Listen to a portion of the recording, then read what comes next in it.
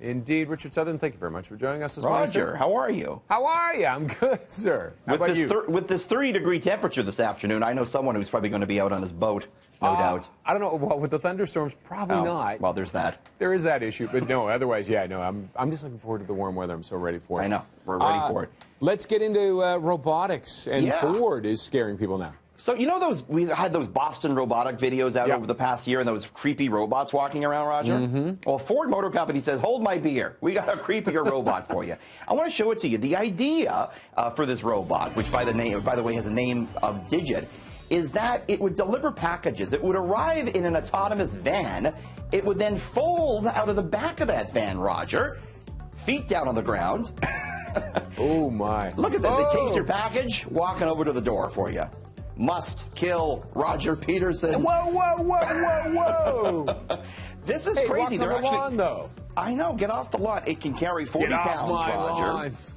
How much? 40 pounds? Deliveries using this robot, which goes right up to your door, set to begin in the first quarter of 2020. Looks creepy, Raj, but this has been really the issue when it comes to delivery, and that's how to get it from the car to the door, and maybe it's solved that issue. Well, if it works. If it works until it, takes over all the of government humanity and stuff like that, yeah.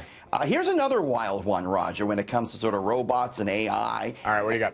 Amazon this morning said to be working on a wearable device for your wrist, which can read your emotions. Bloomberg News reporting this. Has microphones in it, and it can discern your emotions by the sound of your voice. Eventually, the technology could be able to advise the wearer on how to interact more efficiently with others. So it's a high-tech mood ring. Exactly, Roger. Now, the idea, too, I guess, is that... It's iMood. It's iMood. So it could say, hey, Roger's feeling a bit upset. Maybe be nicer to him this morning. It could also, direct products to you. So if you're crying, maybe it'll try and sell you a box of tissues through Amazon. There it is. No, I knew it wasn't all just for good. Of course not. But, I'm thinking about data in the next generation. We've seen this sort of mood, emotional robots throughout science fiction, and maybe now they're coming to life. Well, and I mean, there is could be a good side to it, right? I mean, it can sense things and how you're feeling, the emotions, and it can help you. Sure. That's have positive too. Best friend as Siri sitting on the counter could be your best friend maybe one day, I don't ever want to have that life. I don't, Richard. Finally, Roger, there's a story out of the States this morning that has some people, some lawmakers down there, a little angry. Yeah, I don't blame them on this one. I know. So, in 2016, under the Obama administration, it was announced that on the U.S. $20 bill, they would replace Andrew Jackson, one of the former presidents, with escaped slave and abolitionist Harriet Tubman.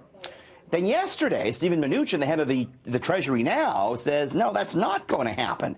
He pushed this back until 2028, effectively kicking the change on this bill to another administration. Mnuchin declined to tell lawmakers at a hearing, Roger, if he supported putting Tubman on the bill or not.